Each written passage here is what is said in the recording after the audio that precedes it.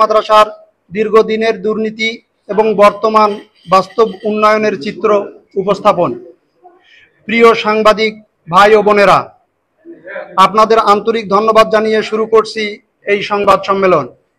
আমরা অত্যন্ত দুঃখ ও ক্ষোভের সাথে জানাচ্ছি, রংপুর মহানগরের ৪ নং ওয়ার্ডের ঐতিহ্যবাহী শিক্ষা প্রতিষ্ঠান খটখটিয়া ফোরকানিয়া মাদ্রাসা দীর্ঘ ২৬ বছর ধরে একটি দুর্নীতিগ্রস্ত গোষ্ঠীর করাল গ্রাসে বন্দী ছিল। এই গোষ্ঠীর নেতৃত্বে ছিলেন পরশুরাম থানার আওয়ামী লীগের সভাপতি ও ওয়ার্ড কাউন্সিলর হারাদান রায়ের ঘনিষ্ঠ সহযোগী আবুল কালাম আজাদ ও আলতাফ মাহমুদ। স্থানীয়ভাবে বহুল আলোচিত এই ব্যক্তিদের বিরুদ্ধে মাদ্রাসার অর্থ আত্মসাৎ, মাদক কারবার ও ভূমি দখলের একাধিক অভিযোগ রয়েছে। এই দুর্নীতিবাজ চক্র বছরের পর বছর ধরে মাদ্রাসার সহসভাপতি ও ট্রাস্টি হিসাবে অনুদান ও দানের অর্থ লোপাট করেছে। ফলে মাদ্রাসার শিক্ষার্থীরা ন্যূনতম সুবিধা থেকেও বঞ্চিত ছিল। শিক্ষার পরিবেশে নেমে এসেছিল আমানিশার অন্ধকার।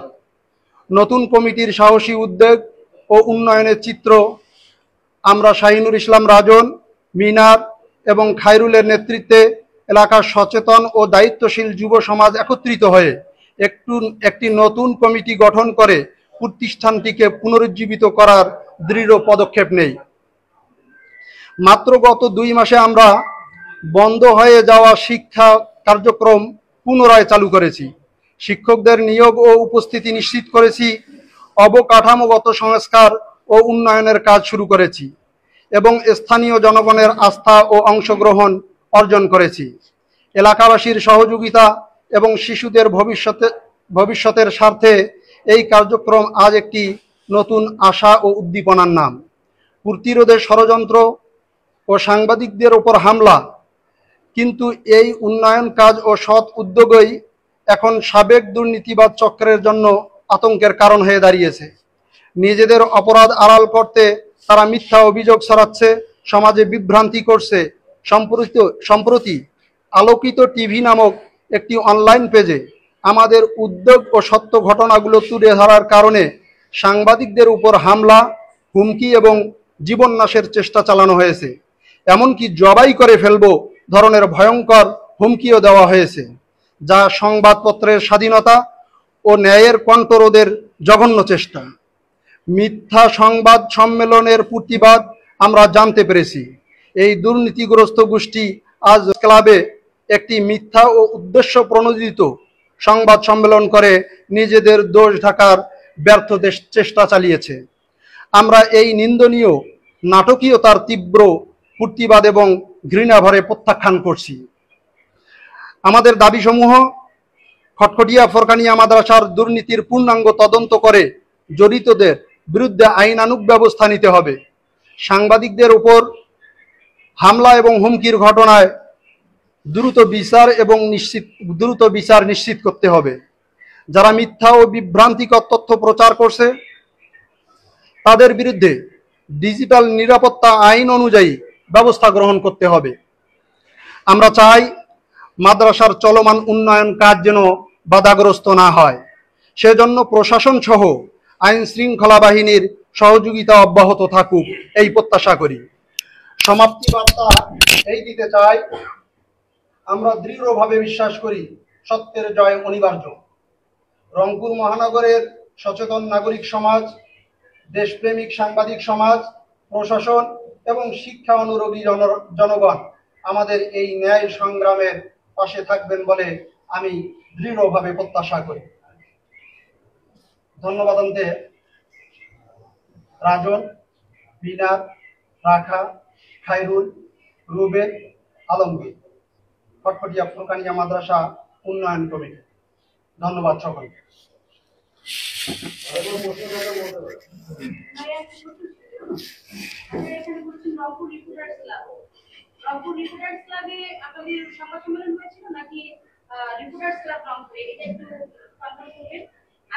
আপনারা বলছেন যে মাদ্রাসার অর্থ আত্মসাৎ, কত টাকার অর্থ আত্মসাৎ করেছে এবং কোন কোন খাত থেকে এই টাকাগুলো আত্মসাৎ করেছে, কত বছরে করেছে?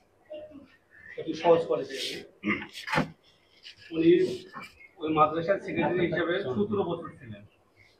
17 বছর থাকার পরে 2004 সাল থেকে 25 মানে 17-20 বছর। আমি যদি মুষ্টির চালের হিসাব দেই, যেখানে অর্থ 24 বছরে আমরা যেটা দেখছি যে 1500 থেকে 1800, সর্বোচ্চ 2000। আমরা যেদিন থেকে দায়িত্ব নেই সেটা 7000 থেকে 8000। তাহলে আপনি হিসাব করেন 20 বছরে কি পরিমাণ সে দুর্নীতি করছে। মুষ্টির চাইলে যদি এই ঘটনা ঘটে, বড় বড় অনুদানগুলোতে সে কি করছে। আমি ক্লিয়ার বুঝতে পারছি? এই যে এই বিষয়গুলো আপনারা এর আগে কোথাও অভিযোগ করেছিলেন কিনা? এই যে আপনার হচ্ছে অর্থ আত্মসাৎ করেছে এবং বিভিন্ন যে অভিযোগগুলো রয়েছে, এই অভিযোগগুলো কোথাও অভিযোগ করেছিলেন? আসলে আমরা এখানে একবারে নিউ কামার হিসেবে আসছিলাম। আমি বিষয়টা ক্লিয়ার করে দিই। তার অর্থ কেলেঙ্কারির কারণে 17 বছর সেক্রেটারি থাকা অবস্থায় মুসল্লি প্লাস কমিটির সদস্য, গ্রামের লোকজন একত্রিত হয়ে তাকে বিতাড়িত করছে এবং সে যাওয়ার পথে হিসাবটুকু ক্লিয়ার করে দিয়ে যায়নি এবং আমরা অক্লিয়ার অবস্থায় আমাদের অবস্থান ওখানে জানান দিচ্ছি এবং আমাদেরকে বেছে বেছে আমাদের এলাকা থেকে 7-8 জন ছেলেকে নিয়েছে যাতে এই প্রতিষ্ঠানটাকে আমরা বাঁচাই তুলি এবং আমরা সর্বোচ্চ চেষ্টা করি, যেটা ওরা 17-18 বছরও কোরবানিয়া মাদ্রাসাটাকে একাডেমিতে আনতে পারেনি। আমরা 2 থেকে 3 মাস অক্লান্ত পরিশ্রম করে পূর্বপাড়া পশ্চিম পাড়ার একটা বৈষম্য ছিল সেটা দূর করে দিছি আমরা। আমাদেরটাকে পূর্বপাড়া পশ্চিম পাড়া দোলাপাড়া বলতে কিছু নাই, সবাই একসাথে এক কাঁধে কাঁধ মিলে আমরা এই একাডেমি মাদ্রাসাটাকে চালু করছি। এই যে চালু করছি, এই যে আমরা সকল স্টার্টিং অবস্থা 98টা বাচ্চা দিয়ে, এমনকি আমরা নিজেদের বাচ্চাও ওখানে মাদ্রাসায় দিছি। মিজানুর রহমান মিনা তার বাচ্চা দিচ্ছে, আমি শিবরান থেকে আমার বাচ্চা বের করে আমি মাদ্রাসায় দিচ্ছি যাতে আমাদের মাদ্রাসাটাকে চালু করা যায়।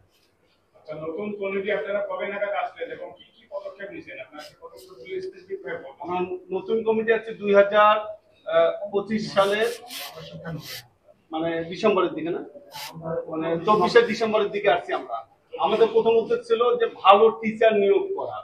আমরা ময়মনসিংহ থেকে টিচার নিয়ে আসছি, দিনাজপুর থেকে টিচার নিয়ে আসছি প্রশিক্ষণ প্রাপ্ত, এবং টিচাররা তাদের নিজ নিজ ক্ষেত্রে ফার্স্ট এবং মানে সবচেয়ে যোগ্যতা সম্পন্ন একজন টিচার ছিলেন। কমিটির পরিবর্তনটা সিস্টেমটা কি নিয়মে হয়েছে? কমিটির পরিবর্তনটা হচ্ছে যে তারা তাদের জায়গা থেকে কখন মানে কোনোভাবে শিক্ষা কার্যক্রমটাকে এগিয়ে নিতে পারতেছিল না। প্রক্রিয়াটা কি ছিল, মানে পরিবর্তনের প্রক্রিয়াটা কি ছিল? পরিবর্তনের প্রক্রিয়া ছিল কোরবানিয়া মাদ্রাসাতে মুষ্টিমেয় 20 থেকে 25 জন বাচ্চা শুধু মানে আপনার নুরানি সিস্টেমে আরবি পড়তো। আমি বলছিলাম একটা নিয়ম আছে না, যে সরকারি মাদ্রাসাটা নিয়মে চলে, নিয়মে কমিটি আসে। ওই মাদ্রাসাটা তো নিয়মটাই ছিল না, যে নিয়ম কার উপর চাপ? এটা মূল কমিটির উপরে চাপে। যারা কোরবানিয়া মাদ্রাসা মূল কমিটিতে 53 জনের একটা বডি আছে। এখন আমার প্রশ্ন হলো 53 জনের বডি থাকতে আমাদের মতো উপকমিটি লাগবে কেন? 53 জনের বডিতে এতগুলো সদস্য তারা কাজ করে না কেন? আদৌ কি তারা ট্রাস্টি? ট্রাস্টে অনেকে নামমাত্র। আমাদের যারা খটখটিয়ার মধ্যে সর্বোচ্চ ধনী ব্যক্তি তারা সবাই এখানে ডোনেট করছে, জমি করছে। কিছু জমি আছে যে এখন পর্যন্ত মাদ্রাসা নামেই হয়নি, অথচ মাদ্রাসা ওই জমিটাকে ভোগ দখল করে অন্যদেরকে লিজ দিয়ে চালাচ্ছে, অথচ তারা নিজে মাদ্রাসার নামে লিখে নেবে এইটুকু, ওই কাজটুকু তারা করেনি।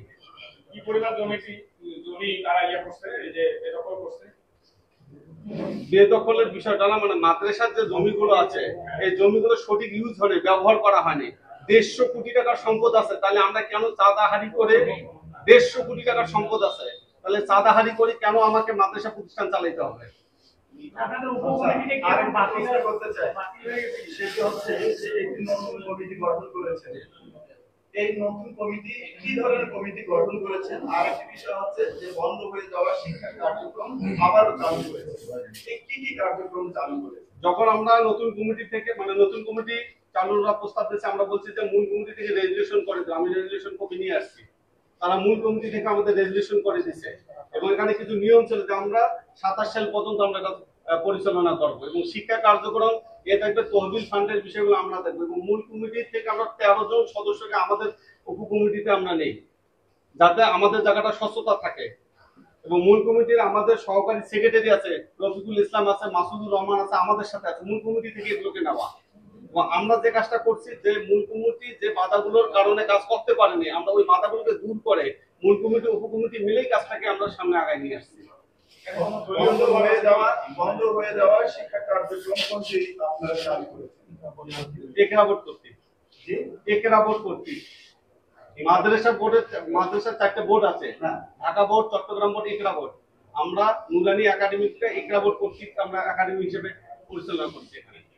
না, আমি বলছি যে আপনারা বন্ধ হয়ে যাওয়া শিক্ষা কার্যক্রম কোনটি চালু করেছেন পুনরায়, যেটি কোমলমতি শিক্ষার্থীদের আলোর মধ্যে কি কি কারণে? আমরা প্রথমত হলো পেলে দিয়ে শুরু করছি, নার্সারি এবং হলো 1, এবং শিক্ষার্থী যাতে মানে অন্যদের স্কুল বা অন্য প্রতিষ্ঠান যেগুলো যুগ উপযোগী ভাবে চলছে ওই অনুযায়ী আমরা খেলনা থেকে শুরু করি, অভ্যন্তরীণ যতগুলো বিষয় আছে সবগুলো আমরা নতুনত্ব নিয়ে আসছি। আমাদের মাদ্রাসায় দেখবেন যে খেলনা আছে, দোলনা আছে, এমন কোনো কিছু বাচ্চাদের অভাব না পায় যে অন্য প্রতিষ্ঠান আছে আমাদের কাছে নেই, আমরা সেই কাজগুলো করে দিচ্ছি। আরেকটি বিষয় বলেছেন আপনারা শিক্ষকদের নিয়োগ এবং উপস্থিত নিশ্চিত করেছেন। নিয়োগ কার্যক্রম কি বাংলাদেশে নিয়োগ কার্যক্রমটা আমরা মূল কমিটির হাতে ছাড়িয়ে দিচ্ছি। আমরা শিক্ষক চয়েস করছি যে আমরা এই শিক্ষকগুলোকে আমরা, কিন্তু নিয়োগের বিষয়টা মূল কমিটির আছে। না, আমি বলতে চেয়েছি সারা বাংলাদেশে, নট অনলি শুধুমাত্র খটখটিয়া প্রকারিয়া মাদ্রাসা, সারা বাংলাদেশে এই শিক্ষা প্রতিষ্ঠানে শিক্ষকদের নিয়োগ প্রক্রিয়া চালু আছে। আপনারা এখানে বলছেন নিয়োগ এবং উপস্থিতি নিশ্চিত করেছেন। আমাদের ওখানে ক্লাস অনুযায়ী পেলে, নার্সারি এবং 1 সে অনুযায়ী এখানে মাদ্রাসা বোর্ডের যে শিক্ষা সিস্টেমটা আছে যে একটা ক্লাসে একজন টিচার হলেই যথেষ্ট। সে অনুযায়ী আমাদের 3 জন টিচার আছে, একজন ক্লার্ক আছে এবং একজন পিয়ন আছে। টোটাল 5 সদস্য বিশিষ্ট আমাদের ওখানে মানে শিক্ষা কার্যক্রম পরিচালনা করে। ভাই একটা বিষয় সেটা হচ্ছে যে 26 বছর আপনারা বলছেন 26 বছর ধরে একটি গোষ্ঠী 26 বছর একটি গোষ্ঠী একতন্ত্রভাবে চালাচ্ছে মাদ্রাসাটা। এই উপ কমিটিটা কবে আপনাদের কমিটি হয়েছে এবং উপ কমিটির বর্তমান অবস্থা কি এবং তাদের বিরুদ্ধে মামলা হয়েছে, কি মামলা হয়েছে, কোন বিষয়ে অনেকগুলো প্রশ্ন একসঙ্গে। আমাদের উপ কমিটিটা রেজিস্ট্রেশন করা যায় 16/11/24 তারিখে। 16/11/24 তার মানে হলো টোটালে 8 মাস এখন চলছে রানিং অবস্থায়। আমরা এই 8 মাসে আমাদের শিক্ষা কার্যক্রম যেটা 26 বছর থেকে বন্ধ ছিল সেটা আমরা নিয়ে আসছি। এবং আমাদের শিক্ষা কার্যক্রম যদি আপনারা একটু অবজারভেশন করে আসেন যে অন্য মাদ্রাসার তুলনায় একটু হলে ব্যতিক্রম, এটা আমরা করতে পারছি। এবং আমাদের এই বছরের মানে চিন্তা ভাবনা ছিল যেহেতু আমরা যেভাবে শিক্ষা কার্যক্রম চালাচ্ছি সামনের বছর এই বাচ্চা 98টা 300 থেকে 350 পর্যন্ত আসবে। এর জন্য আমরা 6 তলা ফাউন্ডেশন নিয়েই প্রিপারেশন গুলো চলছিল যে আমরা এই পর্যন্ত তাতে আনতে পারি। সংক্ষেপে বলেন আপনারা কি চাচ্ছেন? আমরা এখন চাচ্ছি যে আমার শিক্ষা প্রতিষ্ঠানটা যেন বন্ধ না হয়ে যায়, যেহেতু আমার সন্তান ওখানে আছে। আমরাই থাকবো বা আমাদের দিয়ে পরিচালনা করতে হবে এটা আমরা মনে করি না। যে কেউ আসুক, কিন্তু শিক্ষা প্রতিষ্ঠানটা যেন ঠিক থাকে। এখানে কোনো দলীয় প্রভাব করতেছেন? যেখানে আমাদের সাংবাদিক এইভাবে লাঞ্ছিত হলো, মেডিকেলে ভর্তি হয়, আপনাদের যদি এরকম বৈষম্য এই অবস্থায় কি করি? আমরা জানতে পারছি যে তারা হামলা করেছে এবং তাদের দোষর এখনো বলতেছে যে ভোটের সময় ভোট চেয়েছে, মুখে ভর্তি দাঁড়িয়ে মেহেদি করা। এই ব্যক্তিকে এবং আসলে দলীয় প্রভাব এখন কিভাবে বিস্তার করছে তারা, কোন প্রক্রিয়ায়? আমি একটু কথা বলি। আমি যেহেতু এখানে এই সারিতে আছি, আমি একটা উদ্দেশ্য নিয়ে এই সারিতে বসছি। আমি যেহেতু জেলা সাংবাদিক ইউনিয়নের সেক্রেটারি, আমাদের এই ঘটনা এনাদের এই ঘটনাকে কেন্দ্র করে এই নিউজ সংক্রান্ত বিষয় নিয়ে আমাদের সাংবাদিকদের উপর হামলা হয়েছে। আমার জেলা সাংবাদিক ইউনিয়নের একজন সদস্য সেখানে ছিল, তাকে জবাই করার হুমকি পর্যন্ত দিয়েছে। এই বিষয়টা নিয়ে আমি তাদের সাথে কথা বলেছি। বিগত দিনের যে হারাদনের, আমি ডাইরেক্ট আজকে ওদেরকে চার্জ করেছিলাম যে হারাদনের যে যারা দোষর, আপনারা হারাদনকে ভালো করে চেনেন সবাই, এই দোষর গত ইয়ার পরে তারা সাহস করে তারা আমার সাংবাদিকদেরকে তাদের বাসায় আটকায়া তাদের বাসার সামনে আটক করে তাদেরকে হত্যার হুমকি দিয়েছে এবং প্রকাশ্যে জবাই করার হুমকি দিয়েছে। যে বিষয়টা নিয়ে আমি আজকে এই জায়গায় আপনাদের, যেহেতু সাংবাদিক ভাই, আমার সাংবাদিক, আমরা সবাই মিডিয়া কর্মী, একজন মিডিয়া কর্মীর উপর এভাবে আক্রমণের যে বিষয়টা, এই বিষয়টাকে আপনাদের অবশ্যই দেখা উচিত। পাশাপাশি ওদের অভ্যন্তরীণ মাদ্রাসার যে বিষয়গুলো, এখানে তারা একটা পক্ষের মাধ্যমে তারা এই বিষয়টাকে অন্য খাতে নিয়ে যাওয়ার চেষ্টা করতেছে, তারা বিভিন্ন ধরনের ইয়ে করতেছে। এই বিষয়টাকে আপনাদেরকে দেখতে হবে। আর জাকির ভাই যে প্রশ্নটা করেছেন আর রতন ভাই সেই প্রশ্নটার অ্যান্সার আপনি দেন। আর একটু বলেন। বলছিলাম যে দলীয় প্রভাব আপনারা ফেস করছেন? অবশ্যই অনেক বেশি কাজ প্রভাব। হাউসে এত হামলা দিল। এখানে বিষয় হলো হারাধন রায় তো আমাদের ওখানে 2-3 বার কাউন্সিলর ছিল এবং রানিংও ছিল 3 বার, এবং তার সহকর্মী দোসর বলবো আমরা, সবসময় তার সঙ্গে থাকে। মানে প্রত্যেকটা মুহূর্তে আমি যেদিন প্রথম, আমার এখন স্পষ্ট মনে হয়, আমাকে যেদিন প্রথমে অফার করছে যে তুই এখানে কাজ কর আমার সাথে এসে, ঠিক আমি শুরু করার 7 দিন পরে আমার অফিসে আসছিল আবুল কালাম আজাদ সাহেব, বলছে যে এই মাদ্রাসাটাতে তুমি কাজ করবো না। কেন করবো না? যে তুমি করলে আমি জানি এটা সাকসেস হবে, আমি চাই না যে মাদ্রাসা হোক। সে আমার অফিস থেকে বের হওয়ার 10 মিনিটের পরে তার বড় ভাই আলতাফ মাহমুদ আমাকে মোবাইলে যে অকট্য ভাষায় থ্রেট করছে যে তুমি বালুয়া দেওয়ানি হয়েছো, তুমি ছাড়া আর খটখটাতে নেই, তোমাকেই করতে হবে, কে দায়িত্ব দিচ্ছে, আমরা তোমাকে দিচ্ছি, এরকম বিভিন্ন ভাবে। এবং যদি তুমি এটা থেকে না সরে যাও তাহলে কিন্তু তোমার দায় দায়িত্ব আমরা নিতে পারবো না, এবং অনেকভাবে আমাকে থ্রেট করছে। স্পেসিফিকভাবে আপনি বলবেন যে মাদকের বিষয়টা যেহেতু আসছে, একটা মাদ্রাসা কমিটিতে মাদক ব্যবসায়ী বা মাদকের সঙ্গে জড়িত এই ধরনের লোক কিভাবে থাকে, বা এই বিষয়টা একটু ক্লিয়ার করবেন। এই বিষয়টা যতটুকু আমি জানি, যেহেতু হারাধন রায়ের ওখানে একটা বিশাল প্রভাব ছিল, আমার প্রশ্ন আপনাদের কাছে যে এইরকম একটা ব্যক্তি কমিটিতে আসে কিভাবে? আমি তো ওই সবেমাত্র ওখানে কাজ করা শুরু করলাম, 17 বছর আগে সে কিভাবে কমিটিতে আসে? নিশ্চয়ই হারাধনের প্রভাব দিয়ে সে কমিটিতে ইনক্লুড হয়েছে। সে কি স্পেসিফিক কোনো মাদক কারবারি? তার ভাতিজা আছে এখানে, তার ভাতিজার কাছে এটা ক্লিয়ার হয় না। একটু পরিচয় দেন, আপনি কেমন পাচ্ছেন সেটা বলবেন। তার ভাতিজা আছে, তার ভাতিজা। আসসালামু আলাইকুম, আমি মোহাম্মদ মইনুল হক কাকা। আজ আমরা যিনি দাড়ি ওয়ালা টুপি পরা যিনি ছিলেন আবুল কালাম আজাদ শাবলু, ওনার আমি উনি যেমন সেদিন যেমন একটা কথা বলছে যে আমি জীবনে একটা সিগারেট পর্যন্ত খাইনি, মাদক কিভাবে খাবো? আলহামদুলিল্লাহ উনি কথাটা সত্য বলছে, কিন্তু উনি যে সব ছেলেদের হাতে যে মাদক যে সরাইতেছে, এটা তো বাস্তব উদাহরণ আমি নিজেই। আমার বড় ভাইকে সেই তো নষ্ট করছে। আপনারা সকলে যদি আমার যদি বাসায় যেতেন তাহলে আপনাদেরকে প্রমাণ দিতে পারতাম। আমি কুড়িগ্রাম থেকে ডাইরেক্ট আসলাম, তো ওই জন্য আমার মাকে নিয়ে আসতে পারিনি। আমার মায়ের তো সাক্ষী দেবে আমার বড় ভাইকে তারা কিভাবে নষ্ট করছে। আর ওখানে সবচেয়ে বড় জঘন্যতম কাজগুলো করে এই আলতাফ সাহেব, তার নাম আলতাফ মাহমুদ, ঠিক আছে? ইনি মানে সব ছেলেদের সাথে বসে বসে নেশা করে। আবুল কালাম আজাদ শাবলু নেশা করে না, ঠিক আছে, কিন্তু ছেলেদেরকে দেয় খারাপ কাজ করার পর টাকা দেয় হলো নেশা করার জন্য। আল্লাহর রহমতে আমিও তাদের সাথে মিশতাম, কিন্তু যখন আল্লাহ তাআলা বিবেক বুদ্ধি দিয়েছে তখন আমি সেখান থেকে ফিরে আসছি। সেটা আমাদের এলাকার মসজিদ কমিটি থেকে শুরু করে সকলেই আমার এই কথা প্রমাণ আছে। আর এই আবুল কালাম আজাদ শাবলু আর এই মনে করেন যে আলতাফ মাহমুদ, এরা আমাদের এলাকার সব ছেলেগুলোকে নষ্ট করে ফেলছে। এটা আমি আপনার এলাকায় গেলে আমি প্রমাণ দিতে পারবো। আর তার বাস্তব উদাহরণ হচ্ছে আমার আপন বড়। আরেকটা বিষয় শেষ করি। হুমকি দিচ্ছে তাদের পক্ষে এই গণঅভ্যুত্থানের হত্যা মামলায় কিছু আসামি আছে কি? আমি শুনছি, কিন্তু আসলে বিষয়টা আমি জানি না। আমি শুনছি আবুল কালাম আজাদের জামাতা লাভজি এই নাকি জুলাইয়ের যে আন্দোলন আছে সেই আন্দোলনের বিপক্ষে হারাধনের যেহেতু মানে কি বলবো মানে আরাধন রায়কে মানে সন্না হলো গিয়ে নিজের ধর্ম বাবার মতন হতে গিয়ে করতে। আরাধন রায় হারা যেদিন লাস্ট মেডিকেল থেকে আরাধন রায় হারার বাসার দিকে যায়, আমাদের সামনে দিয়ে গেছে, শাবলু মনে করেন যে অ্যাম্বুলেন্সের সামনে দিয়ে রাস্তা ক্লিয়ার করে দিয়ে গিয়েছে। ও তো জানে না যে শেখ হাসিনা এই দেশ থেকে চলে যাবে, ঠিক আছে? আচ্ছা, আরেকটা বিষয় হলো আমাদের আপনি তো প্রশ্ন করেছিলেন যে আজকে ওনারা রংপুর রিপোর্টার্স ক্লাব আপনারা লিখছেন, এখানে দুইটা ক্লাব আছে, একটা রংপুর রিপোর্টার্স ক্লাব, একটা রিপোর্টার্স ক্লাব রংপুর। হ্যাঁ, এখানে এটা স্পষ্ট করতে হবে কোথায় করেছে রিপোর্টার্স ক্লাব রংপুর। আগালেন না কৈলাসগঞ্জ, না না এই বললো তো রিপোর্টার্স ক্লাব রংপুর বললো। আর ওটা সিনিয়র অফিসার সামনে বিভ্রান্তি হয়েছে। সাল থেকে 25 জুনে বলে 17-20 বছর আমি যদি মুষ্টির চালের হিসাব দেই, যেখানে অর্থ 24 বছরে আমরা যেটা দেখছি যে 1500 থেকে 1800 সর্বোচ্চ 2000। আমরা যেদিন থেকে দায়িত্ব নেই সেটা 7000 থেকে 8000।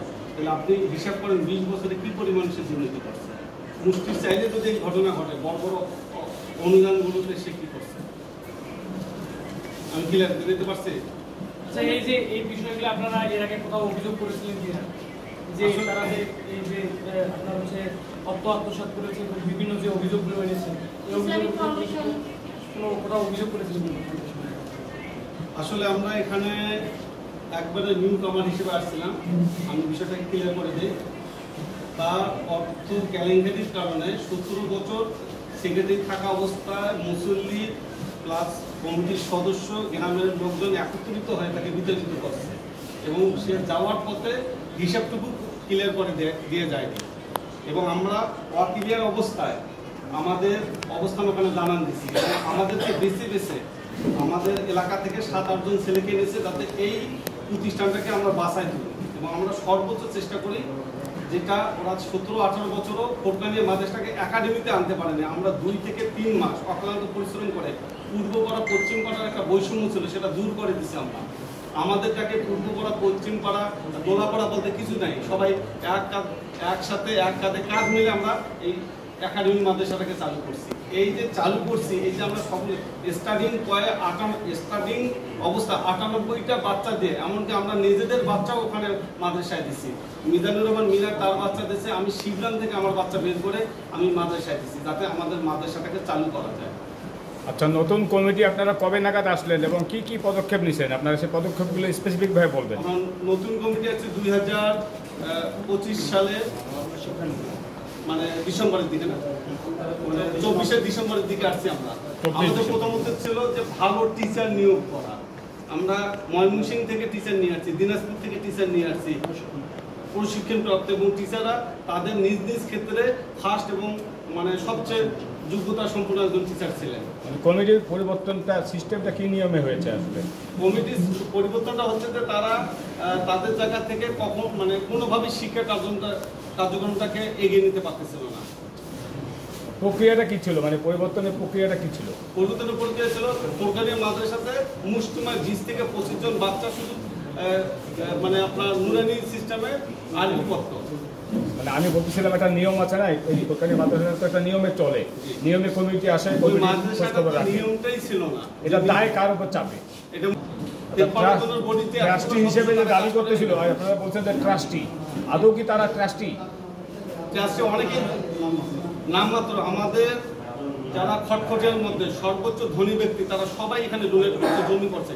কিছু জমি আছে যে এখন পর্যন্ত মাদ্রাসা নামেই হয়নি, অথচ মাদ্রাসা ওই জমিটাকে ভোগ দখল করে অন্যদেরকে লিজ দিয়ে চালাচ্ছে, অথচ তারা নিজে মাদ্রাসার নামে লিখে নেবে এইটুকুই, ওই কাজটুকুই তারা করেনি।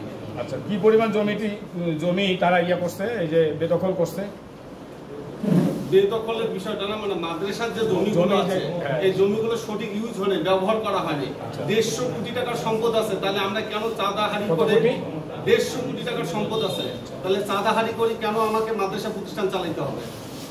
আপনাদের উপকমিটিতে কি এখন প্রশ্ন করতে চাই, বাতিল হয়ে গেছে? সেটা হচ্ছে যে একটি নতুন কমিটি গঠন করেছেন, এই নতুন কমিটি কি ধরনের কমিটি গঠন করেছেন? আর একটি বিষয় হচ্ছে যে বন্ধ হয়ে যাওয়া শিক্ষা কার্যক্রম আবারও চালু করেছে, এই কি কি কার্যক্রম চালু করেছে? যখন আমরা নতুন কমিটি থেকে মানে নতুন কমিটি চালু করার প্রস্তাব দিয়েছে, আমরা বলছি যে মূল কমিটি থেকে রেজুলেশন করে দাও। আমি রেজুলেশন কপি নিয়ে আসছি, তারা মূল কমিটি থেকে আমাদের রেজুলেশন করে দিছে এবং এখানে কিছু নিয়ম ছিল যে আমরা 27 সাল পর্যন্ত আমরা কাজ পরিচালনা করবো এবং শিক্ষা কার্যক্রম এ দেখবে তহবিল ফান্ডের বিষয়গুলো আমরা দেখবো এবং মূল কমিটির থেকে আমরা 13 জন সদস্যকে আমাদের উপকমিটিতে আমরা নেই যাতে আমাদের জায়গাটা স্বচ্ছতা থাকে।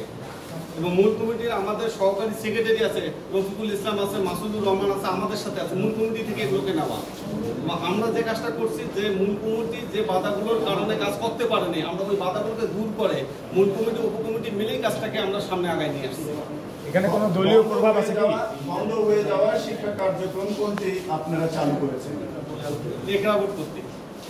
একরা বোর্ড কর্তৃক মাদ্রাসা বোর্ডের মাদ্রাসার 4টে বোর্ড আছে, ঢাকা বোর্ড, চট্টগ্রাম বোর্ড, একরা বোর্ড। আমরা নুরানি একাডেমি থেকে একরা বোর্ড কর্তৃক আমরা একাডেমি হিসেবে পরিচালনা করছি। না, আমি বলছি যে আপনারা বন্ধ হয়ে যাওয়া শিক্ষা কার্যক্রম কোনটি চালু করেছেন পুনরায়, যেটি কোমলমতি শিক্ষার্থীদের আলো বলতে এসেছে, কি কি কার্যক্রম? আমরা প্রথমত হলো পেলে দিয়ে শুরু করছি, নার্সারি এবং হলো 1 এবং শিক্ষার্থীরা যাতে মানে অন্যদের স্কুল বা অন্য প্রতিষ্ঠান যেগুলো যুগ উপযোগীভাবে চলছে ওই অনুযায়ী আমরা খেলনা থেকে শুরু করি, অভ্যন্তরীণ যতগুলো বিষয় আছে সবগুলো আমরা নতুনত্ব নিয়ে আসছি।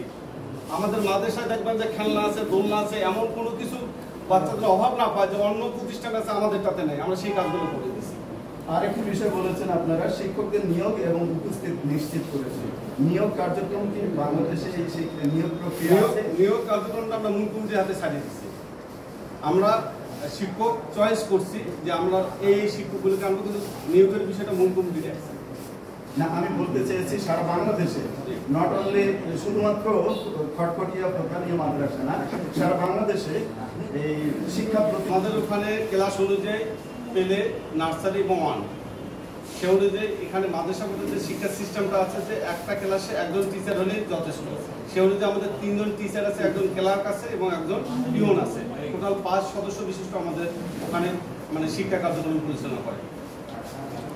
ভাই একটা বিষয় সেটা হচ্ছে যে 26 বছর আপনারা বলছেন 26 বছর ধরে একটি গোষ্ঠী 26 বছর একটি গোষ্ঠী একতন্ত্রভাবে চালাচ্ছে মাদ্রাসাটা। এই উপকমিটিটা কবে আপনাদের কমিটি হয়েছে এবং উপকমিটির বর্তমান অবস্থা কি এবং তাদের বিরুদ্ধে মামলা হয়েছে, কি মামলা হয়েছে, কোন বিষয়ে মামলা হয়েছে? অনেকগুলো প্রশ্ন একসঙ্গে প্রশ্ন। আমাদের উপকমিটিটা রেজুলেশন করে 16/11/24 তারিখে, 16/11/24, তার মানে হলো টোটালে 8 মাস এখন চলছে রানিং অবস্থায়। আমরা এই 8 মাসে আমাদের শিক্ষা কার্যক্রম যেটা 26 বছর থেকে বন্ধ ছিল সেটা আমরা নিয়ে আসছি। এবং আমাদের শিক্ষা কার্যক্রম যদি আপনারা একটু অবজারভেশন করে আসেন যে অন্য মাদ্রাসার তুলনায় একটু হলে ব্যতিক্রম যেটা আমরা করতে পারছি।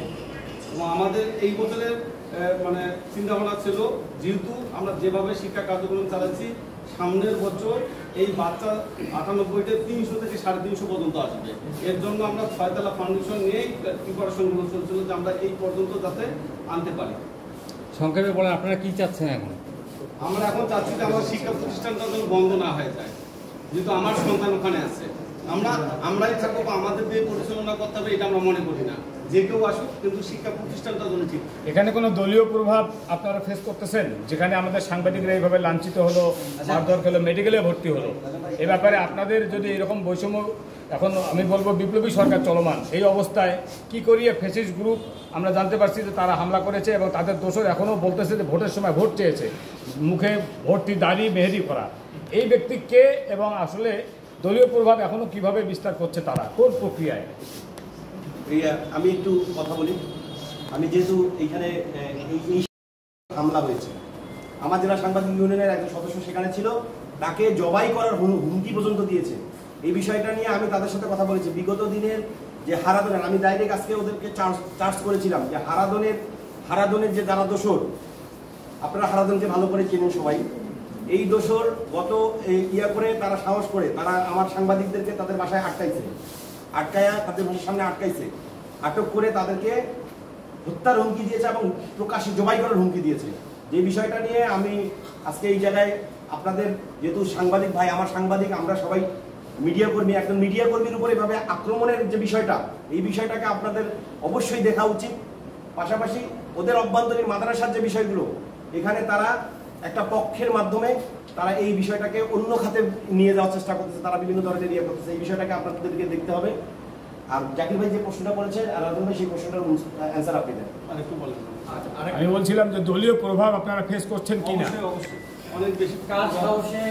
হামলা এখানে বিষয় হলো হারাধন রায় তো আমাদের ওখানে দুইবার কাউন্সিলর ছিল এবং রানিংও ছিল 3 বার, এবং তার সহকর্মী দোসর বলবো আমরা, সবসময় তার সঙ্গে থাকে। মানে প্রত্যেকটা মুহূর্তে আমি যেদিন প্রথম, আমার কাছে এখন স্পষ্ট মনে হয়, আমাকে যেদিন প্রথমে অফার করছে যে তুই এখানে কাজ কর আমার সাথে এসে, ঠিক আমি শুরু করার 7 দিন পরে আমার অফিসে আসছিল আবুল কালাম মাদ্রাসা, বলছে যে এই মাদ্রাসাটাতে তুমি কাজ করো না। কেন করবো না? যে তুমি করলে আমি জানি এটা সাকসেস হবে, আমি চাই না যে মাদ্রাসা হোক। সে আমার অফিস থেকে বের হওয়ার 10 মিনিটের পরে তার বড় ভাই আলতাফ মাহমুদ আমাকে মোবাইলে যে অকট্য ভাষায় থ্রেট করছে যে তুমি বালুয়া দেওয়ানি হয়েছো, তুমি ছাড়া আর খটখটিতে নেই, তোমাকেই করতে হবে, কে দায়িত্ব দিচ্ছে, আমরা তোমাকে দিচ্ছি, এরকম বিভিন্নভাবে। এবং যদি তুমি এটা থেকে না সরে যাও তাহলে কিন্তু তোমার দায়িত্ব আমরা নিতে পারবো না, এরকম অনেকভাবে আমাকে থ্রেট করছে। ওকে, শেষ করে। আচ্ছা, একটা প্রশ্ন ছিল, সেটা হচ্ছে স্পেসিফিক ভাবে আপনি বলবেন যে মাদকের বিষয়টা যেহেতু আসছে, একটা মাদ্রাসা কমিটিতে মাদক ব্যবসায়ী বা মাদকের সঙ্গে জড়িত এই ধরনের লোক কিভাবে থাকে, বা এই বিষয়টা একটু ক্লিয়ার করবে না? এই বিষয়টা যতটুকু আমি জানি, যেহেতু হারাধন রায়ের ওখানে একটা বিশাল প্রভাব ছিল, আমার প্রশ্ন আপনাদের কাছে যে এইরকম একটা ব্যক্তি কমিটিতে আসে কিভাবে? আমি তো ওই সবেমাত্র ওখানে কাজ করা শুরু করলাম। 17 বছর আগে সে কিভাবে কমিটিতে আছে, নিশ্চয়ই হারাধনের প্রভাব দিয়ে সে কমিটিতে ইনভলভ হয়েছে। সে কি স্পেসিফিক কোনো মাদক কারবারি? তার ভাতিজা আছে এখানে, তার ভাতিজার কাছে ইন্টারনেট ক্লিয়ার হয় না। একটু পরিচয় দেন, আপনি কেমন ভাতিজা সেটা বলবেন। তার ভাতিজা আছে, তার ভাতিজা। আসসালামু আলাইকুম। আমি মোহাম্মদ মনিরুল হক কাকা। আজ সাংবাদিকের সামনে যিনি দাঁড়িয়ে কলা যিনি ছিলেন আবুল কালাম আজাদ শাবলু, ওনার আমি হাতে যে মাদকটা সরাতেছে, এটা তো বাস্তব উদাহরণ। আমি নিজেই আমার বড় ভাইকে সেই তো নষ্ট করছে। আপনারা সকলে যদি আমার বাসা যেতেন তাহলে আপনাদেরকে প্রমাণ দিতে পারতাম। আমি কুড়িগ্রাম থেকে ডাইরেক্ট আসলাম, তো ওই জন্য আমার মাকে নিয়ে আসতে পারিনি। আমার মায়ের তো সাক্ষী দেবে আমার বড় ভাইকে তারা কিভাবে নষ্ট করছে। আর ওখানে সবচেয়ে বড় জঘন্যতম কাজগুলো করে এই আলতাফ সাহেব, যার নাম আলতাফ মাহমুদ, ঠিক আছে। ইনি মানে সব ছেলেদের সাথে বসে বসে নেশা করে। আবুল কালাম আজাদ শাবলু নেশা করে না, ঠিক আছে, কিন্তু ছেলেদেরকে দিয়ে খারাপ কাজ করার পর টাকা দেয় হলো নেশা করার জন্য। আল্লাহর রহমতে আমিও তাদের সাথে মিশতাম, কিন্তু যখন আল্লাহ তাআলা বিবেক বুদ্ধি দিয়েছে তখন আমি সেখান থেকে ফিরে আসছি। সেটা আমাদের এলাকার মসজিদ কমিটি থেকে শুরু করে সকলেই আমার এই কথা প্রমাণ। আর এই আবুল কালাম আজাদ শাবলু আর এই মনে করেন যে আলতাফ মাহমুদ, এরা আমাদের এলাকার সব ছেলেগুলোকে নষ্ট করে ফেলছে। এটা আমি আপনার এলাকায় গেলে আমি প্রমাণ দিতে পারবো। আর তার বাস্তব উদাহরণ হচ্ছে আমার আপন বড়। আরেকটা বিষয়, আমার ভিডিওতে বলছে এটা আমার ভাতিজি বোনের মেয়ের সাথে তো এটা পারে না, আর কাক লাগে, এগুলো কথা বলছে না। আপনারা এলাকায় যান, খোঁজ নেন, ইনশাআল্লাহ আপনারা দুঃখজনক বিষয়। আচ্ছা, ওই যে আপনাদের পরবর্তী প্রশ্নটা করলো যে ওরা কেউ বৈষম্য বিরোধী মামলা আছে কিনা। আমি এটা নিয়ে ওসির সাথে কথা বলেছি, শফিক ভাই। আমি ওসির সাথে কথা বলেছি, রাব্বি নাম ওনার জামাই, উনি ওই মামলার আসামি। আমাকে ওসি বললে যে ভাই উনি কোথায় আছে, আমাদেরকে একটু ইনফরমেশন দেন, আমরা ওকে ধরবো। ওকে আমরা অনেকদিন থেকে খুঁজতেছি, ওকে পাচ্ছি না। নিয়েছেন না, আগামীতে কোনো পরিকল্পনা কি আছে? আমরা থানায় অভিযোগ করছি। আমি একইভাবে আবুল কালাম আজাদ শাবলু নামে অভিযোগ করছি। সে আমাকে ধরে রাস্তায় হুমকি দিয়েছে লাশ গুম করার জন্য বলছে, এবং আমি আমার নিরাপত্তার জন্য সাংবাদিক ভাইদের